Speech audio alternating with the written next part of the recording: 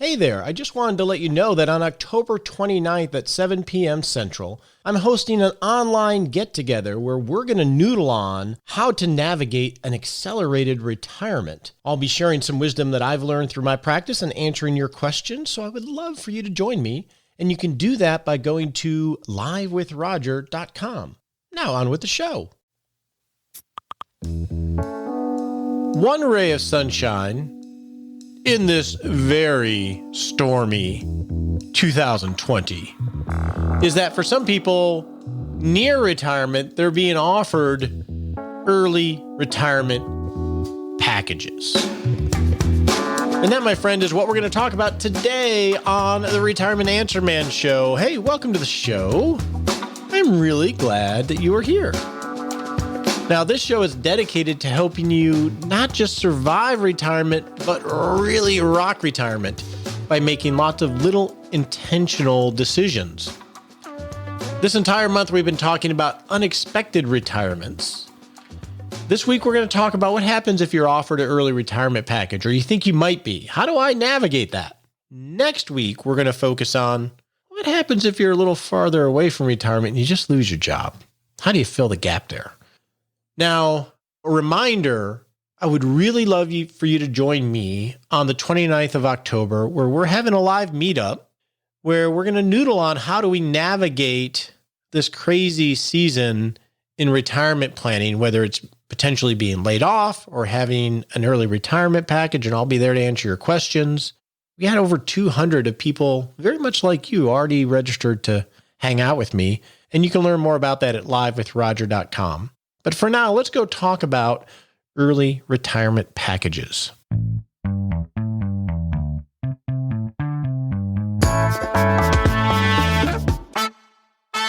Has this ever happened to you?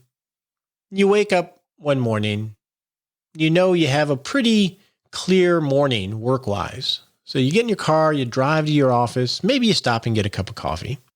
You walk in, you go sit down, and you get started for the day, ready to do some focus work. It's sort of a good feeling. You feel like you're in control. You got things planned out. And then all of a sudden, maybe you get an instant message or a text or an email, or maybe they really walk in the door and they say, hey, Roger, you remember that huge project that we had due in a month and a half?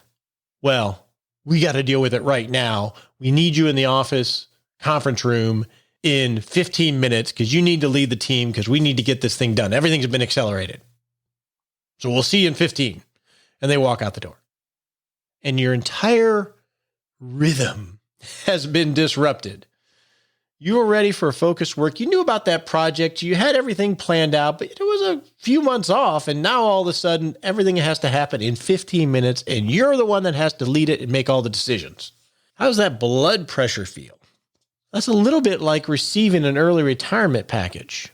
Maybe a little bit less enjoyable than a retirement package, but hopefully you've done retirement planning and maybe you had a date for 12 months out or 18 months out and you're set, you're dialed in and you have some slack in the system of when you need to get to certain things. But you walk in, you sit down, and instead of some big project getting accelerated, a different kind of project gets accelerated. You open your email and you see you've been selected to be offered this early retirement package, details to follow, but you have about a week to make a decision. All of a sudden, all the slack in that project that you had 12 to 18 months out has rushed forward, and you're going to have to make very big life decisions about, do I leave this job that I thought I had another year in that I enjoy? I've been working here 20, 30, 40 years. And you look around your office and I sort of like my office. I'm not ready to pack it up yet. What am I going to do all week? What am I going to do if I retire? And all these thoughts. What about healthcare? What about this? What about that? All these things come into your head and all of a sudden your blood pressure starts to rise. Some from excitement about the prospect of retiring, but a lot of that blood pressure may be from the accelerated and refined decision time set you have to make the decision. I'll tell you from experience, from walking this journey countless times with clients, you can do all the planning in the world and be ready, but it's very much when you get to the edge of the airplane with your parachute on and you're ready to jump after all that pre-planning, it's very different when you have one foot out the door and you have to make the leap, even if you've done all the pre-planning right. And most of that is not a financial struggle. It's an internal struggle. And to have all that accelerated very quickly can sort of freak you out. So we have to navigate this. So what do you do if you received or you think you might be receiving a retirement package? What are some things you need to ask yourself? I'm just going to share some of my random thoughts on this, and we're really going to try to build a framework on our meetup, and hopefully we'll have one here that you can start to use. So you can start to think through this, whether you're dealing with one, whether you've just accepted one, or whether you think one might be on the horizon.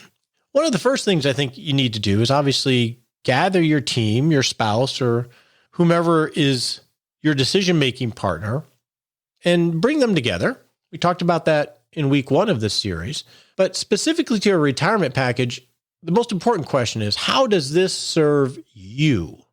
Does it move forward what you've decided that you want? Because sometimes we can squeeze ourselves into a circle, even though we're a square, because it seems attractive. So it's not really serving us in an authentic way. So maybe if you want to retire, it's serving you because it's going to help fill some gaps, whether it's healthcare or monetarily, or it's going to pay you to get out the door so you can start a career, whether part-time or full-time, in something you were moving towards anyway. But the key is, how does it serve you?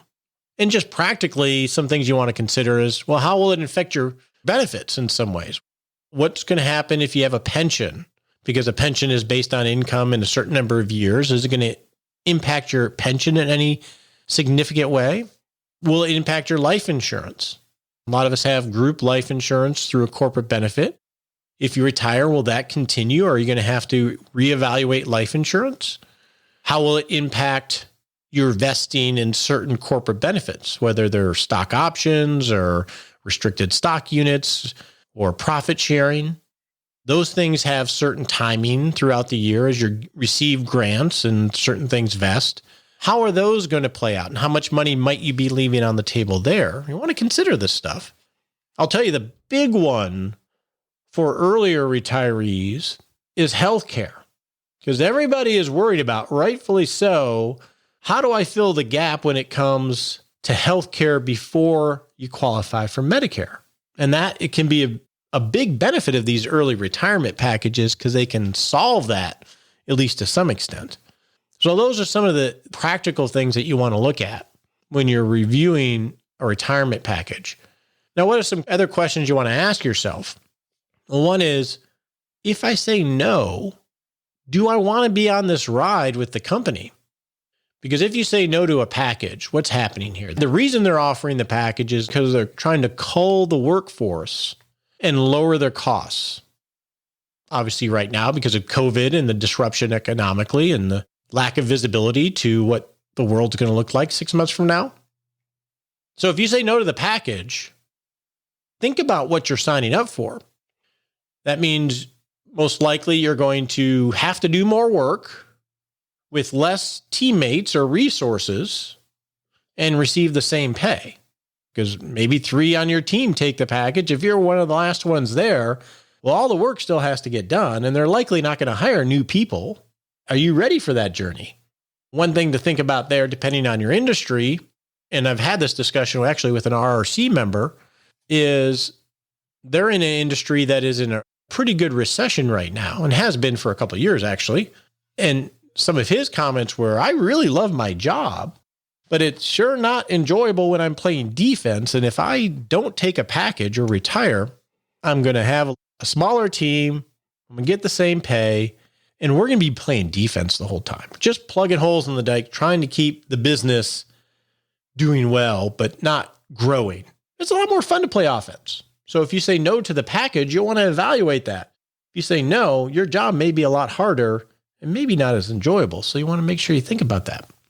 The other part you want to think about is, are you ready to retire? And you got to be honest with yourself here. Like I said, most people, in my experience, that have figured out the financial stuff, the thing holding them back is the internal part of themselves, of They're so comfortable that they can't imagine walking outside of the cage, even if it's unlocked and the door's opened for them.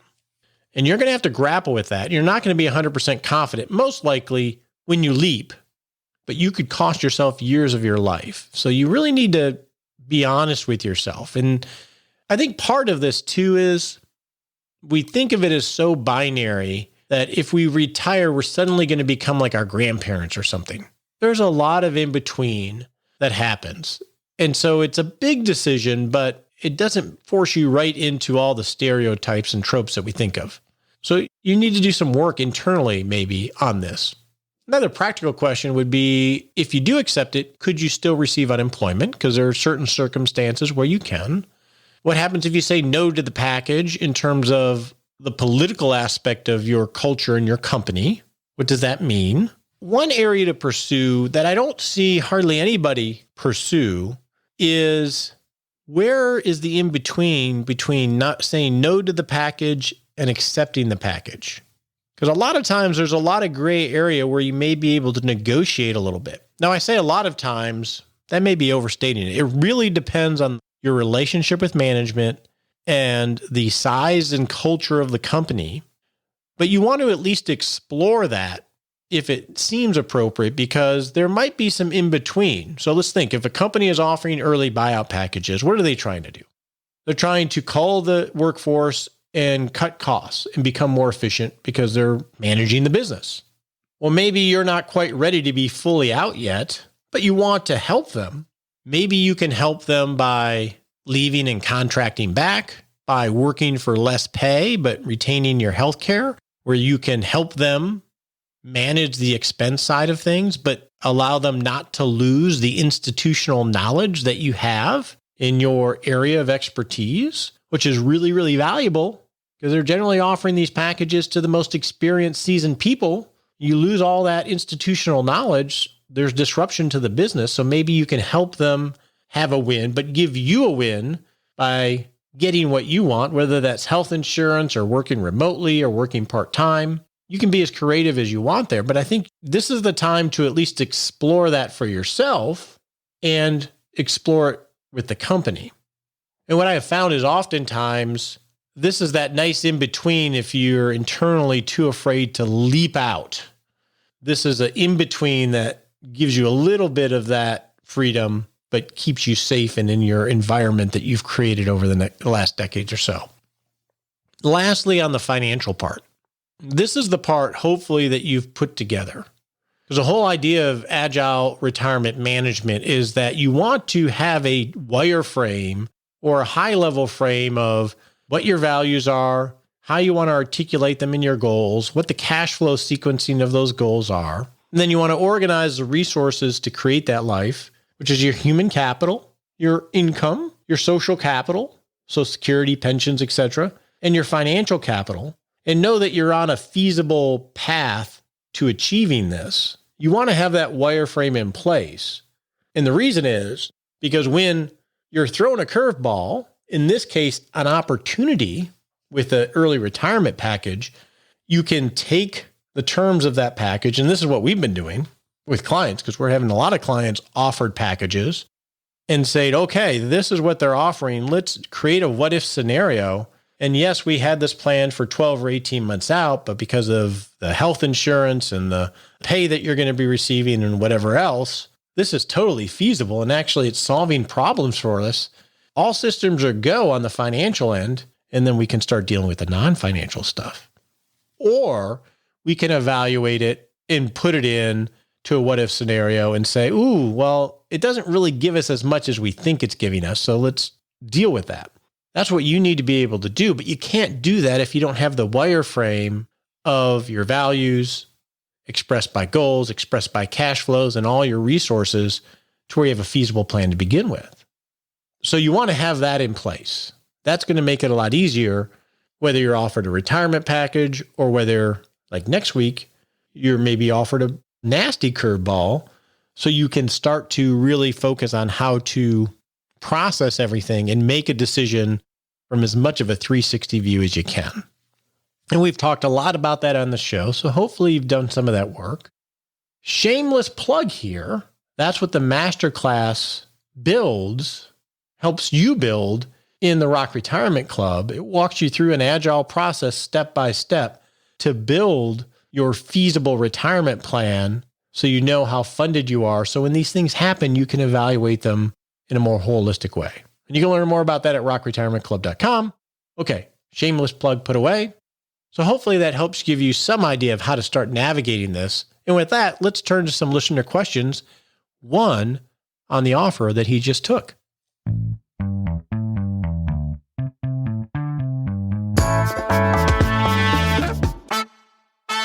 We are looking for a full-time administrative assistant for our business to manage the administrative stuff with our custodians, Charles Schwab, and etc. If you know anybody, send them our way. I put that out there and I got an email asking me about Nicole. I mentioned this before, I think, but she's not going anywhere.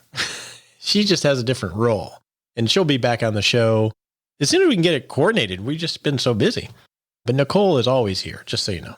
With that, let's answer some of your listener questions. And the first one is an audio question from Peter. It's a little detailed, so maybe take notes and then we'll just try to answer his question.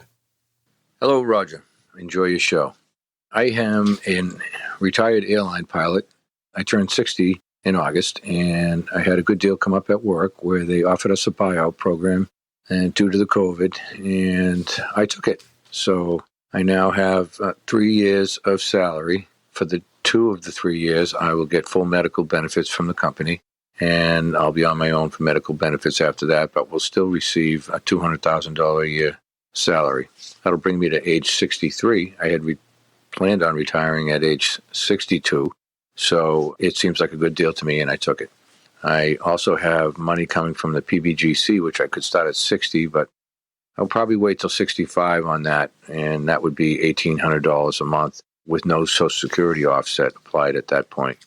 My Social Security at full retirement age of 67 in a couple of months would be $3,900, and then my wife is a year younger than me. When she's the same age, she'd be eligible for half of that. We have $1.8 million in a 401k. I have about $150,000 in cash, and I own my home, which is probably worth about $800,000. And I also have a second home that I rent out, which is worth about $4,000, and I owe maybe $150,000 on that. We live fairly reasonable. About $6,000 a month is more than enough to keep us going. And I have 3 daughters, and the money is saved for 2 of the weddings, and one of them is already married. So that's where I'm at, and I just can't bring myself to get conservative, buying bonds and that sort of thing, being worried about an income stream. I do dabble on the side doing construction work as well. So I'm curious to get your feedback on what you think about where I'm at, where we're at. Thanks so much. Take care. So there's Peter's situation. He was planning on retiring at age 62, and he got a package at 60. And so let's unpack this a little bit. His core question is, what do you think about where I'm at? And I'm guessing that based on the numbers that he gave us. So let's go through some of this. He has $1.6 million in assets. We'll keep it simple for a little bit. And they spend about $72,000 a year. So on a high level, if we were to calculate his fundedness just on a very basic level, we would take that $72,000 a year and divide it by his financial capital. And we would have a withdrawal rate or fundedness ratio of about 4%, right? So that in our world and in the course in the club, we call that constrained. It should work, but there's questions here and there about depending on how life unfolds. But although he's spending $72,000 a year, or you are, Peter, you actually have other sources of income. You have some social capital that's going to help pay some of that $72,000 a year. So just dividing your consumption by your financial capital doesn't quite give you the whole picture. So another level of calculating your fundedness would be something called taking your modified consumption divided by your financial capital. And so the way that you would do that is you take your consumption, your $72,000 a year, and subtract the monies that are going to be paid from your social capital, which in your case is Social Security, which is about $46,800 a year. And then you said you had a pension, which is about $21,000 or $22,000 a year. you would subtract that from your spending, right? Because your social capital, your Social Security and your pension are going to cover a lot of that spending. Then you take that modified consumption number, which is the $72,000 minus the pension, minus Social Security, and you divide that by your financial capital. And when you do that, you have a spending rate that's less than 1% of your financial capital. So you're very overfunded for retirement. So, Peter, I think you're in a wonderful spot. Now, there's a lot of extras. You mentioned weddings, where these two very basic calculations are for whether you're funded for retirement, whether you're underfunded, constrained, or overfunded. They're very basic because what happens is there's lots of nuance there. You have different levels of spending, big purchases, go-go years, travel, maybe gifting, and then you have lots of different sequences in your income as well, right? Your pension doesn't start until 65, your Social Security doesn't start until you're 67. So you want to build a more comprehensive model. We call it a household balance sheet, and that's what we teach in the club to really get to a fundedness ratio. But with these two very quick ratios, it sounds like you're in a great position, Peter. I'm a little surprised that you asked. And to me, I think that speaks a little bit to how internally suddenly retiring 2 years earlier, even though it sounds like you had a great plan in place, Peter, sometimes can feel a little uncomfortable. Maybe it's a wondering of, I don't know what I'm missing. It sounds like you're in a great position, Peter. So bravo for you. Our next question is actually a comment from Frank, and it's on a suggested series for the show. And he asked, have you considered a series on maintaining good health? Not so much medically, but the things that folks need to do to maintain good health. Might be interesting for folks to submit what they are doing. And there might be some surprising suggestions. It could be walking the dog, ways of getting yourself physically healthy, mentally and physically, companionship, etc. Frank, that's a great idea. In fact, I'm planning out 2021 themes, monthly themes for the show, and we're going to have a monthly theme on exactly that, of how to be healthy outside of just simply the medical stuff, all the other psychological and physical things that we can do. So great idea, Frank. I appreciate that, because how we manage and build our energy is key to rocking retirement. Now, our next question comes from Doug, and this is on bond indexes. He says, I plan to retire within the next 5 years. My current retirement portfolio is 85% stocks, 15% cash. Given today's low rate environment, any suggestions on how to best migrate to a more balanced 50% stock, 50% income producing asset portfolio? Do you suggest bond indexes or some other strategy on the income side? It's a good question, Doug, and it's one that everybody is struggling with. And so to set the stage on bond indexes, so let's just look at the U.S. aggregate bond index, and I'm just going to use the ETF AGG as an example because it's mimicking the core index for U.S. bond market. If we look at the SEC yield, and I'm just looking at Morningstar.com, it's yielding about 1.22%. So that's the yield you're going to get if you own it for 1 year. And you're going to get that yield, and that's the one component of the return of a bond index. The other component is the value, the price value of whether it goes up or down. So if interest rates go down, generally the bond index price goes up. And if interest rates go up, the bond index price goes down. So you can see you have interest rates go up while you own a bond index and you receive your 1.22% dividend yield or interest, but interest rates go up. You could have all that wiped out just from the movement in price, because with a bond index, you're buying something that doesn't actually mature. And that's part of the issue in dealing with these kind of portfolios. So our last question this week comes from Douglas regarding bond indexes. He says he plans to retire within 5 years, and his current portfolio is about 85% mutual funds in stocks and 15% in cash. And he says, given today's low rate environment, any suggestions on how to best migrate to a 50% stock, 50% income producing asset portfolio? Do you suggest bond indexes or something else on the income side? It's a great question, Douglas, and you are struggling with what everybody else is struggling with. So first, let's look at bond indexes. Okay, and we're going to use, I call it the Lehman Aggregate Index. It's the Barclays Aggregate Index, which is the benchmark for the U.S. bond market. And I'm just going to look at Morningstar using the ETF AGG for my data.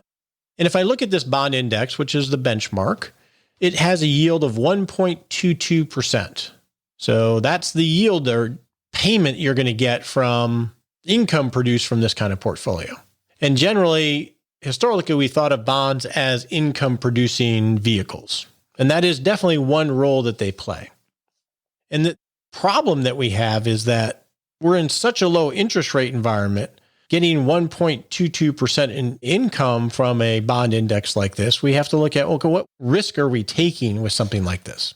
And with bonds, and this is a very high level, the way we think of risk is looking at the portfolio in the index and looking at what's called modified duration, which is the average maturity of the bonds.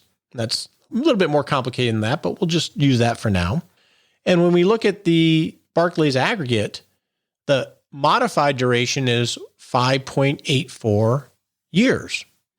In portfolio management, the rule of thumb is that if interest rates move up by 1% or down by 1%, the value of the portfolio or of the index will move in value roughly by the amount of its modified duration. So as an example, if interest rates go up by 1%, you'll receive your 1.44% in interest, but the portfolio in theory would go down in value by 5.84%, the amount of the modified duration.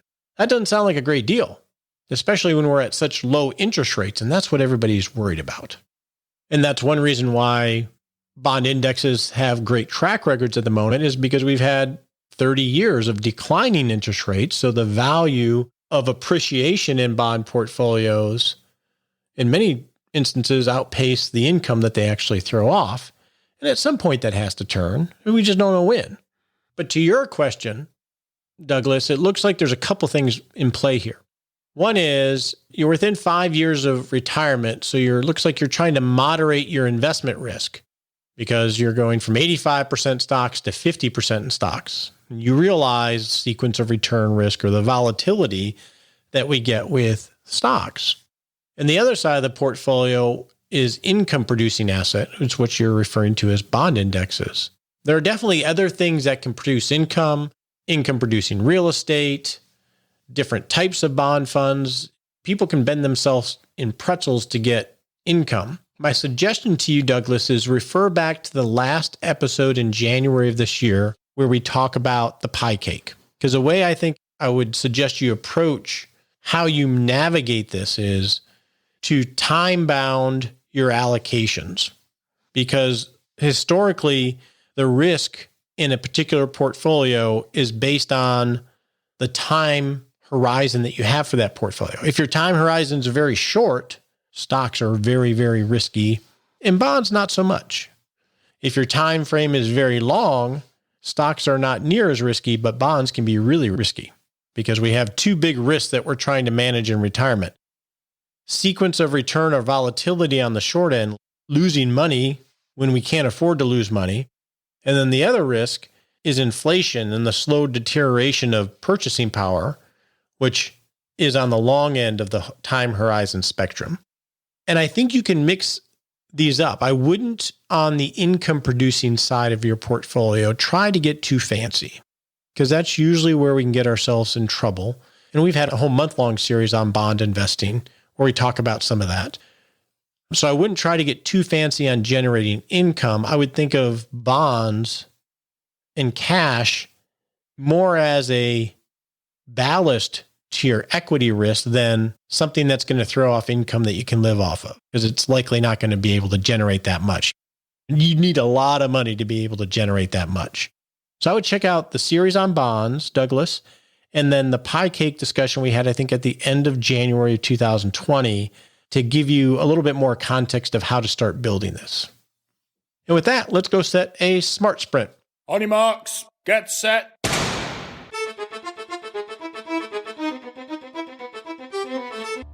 And we're off to take a little baby step you can take in 7 days to work towards rocking retirement. Yay.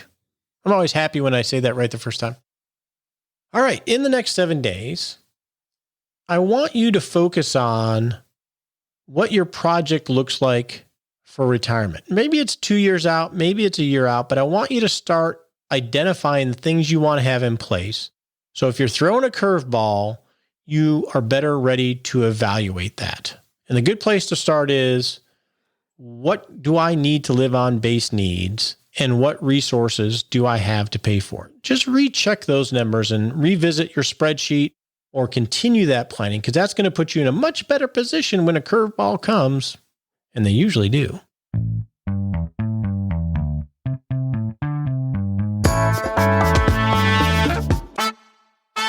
So last week I talked about conscious incompetence. And retirement planning can feel like there's so much we don't know and there's so much to figure out. And it's easy to put it away for a while. And it's okay to be incompetent there, because that's the journey of becoming competent. I was thinking the other day, because my wife and I started golfing again, and the more that I've played consistently, the better that I've gotten. The other day I had my best score ever, an 81, which is unheard of for me. I was a mid-90s hundreds player just a year or two ago.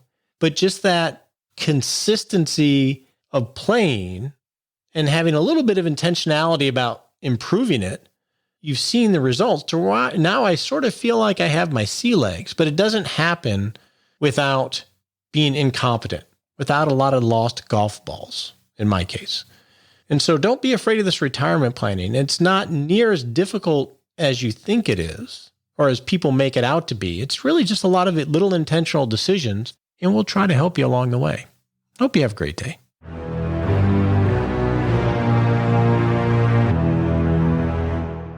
Hey, it's time for that all-important disclaimer. We so appreciate you listening to the show and love your questions and love the teaching that we're able to provide here. And actually, it helps us too. But remember, you're not our clients. Not love it if you took advice from us on the show. We would not love it if you took advice from us on the show. Realize this is helpful, it's an education. Talk to your legal advisor, your tax advisor, or your financial advisor before you make any decisions.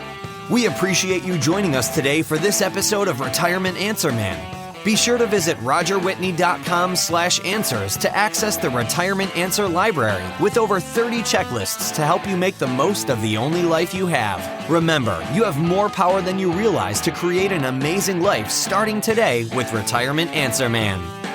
The opinions voiced in this material are for general information only and are not intended to provide specific advice or recommendations for any individual. All performance referenced is historical and no guarantee of future results. All indices are unmanaged and may not be invested into directly. Have a wonderful day.